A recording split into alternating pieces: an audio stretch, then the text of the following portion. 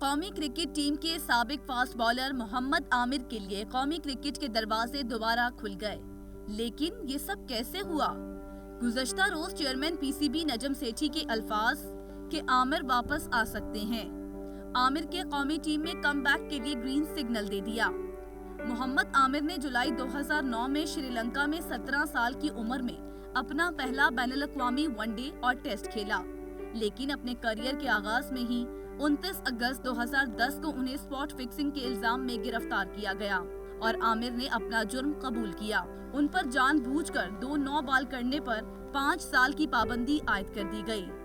عامر نے اپنی سزا کے 3 ماہ جیل میں بھی گزارے۔ 2016 میں عامر کی بین الاقوامی کرکٹ میں ایک بار پھر واپسی ہوئی، لیکن 2020 میں پی سی بی انتظامیہ کے رویے سے تنگ آ کر انہوں نے 7 دسمبر 2020 کو بین الاقوامی کرکٹ سے ریٹائرمنٹ کا اعلان کر دیا۔ ریٹائرمنٹ کے بعد عامر نے 2021 میں کہا کہ وہ دوبارہ قومی ٹیم میں واپسی کے لیے تیار ہیں۔ گزشتہ روز نجم سیٹھی نے بریفنگ کے دوران کہا کہ میچ فکسنگ کے حوالے سے میرا موقف بہت سخت ہے، لیکن عامر سزا بھگت چکے ہیں، وہ قومی ٹیم میں کم بیک کر سکتے ہیں، تاہم انہیں پہلے ریٹائرمنٹ کا فیصلہ واپس لینا ہوگا۔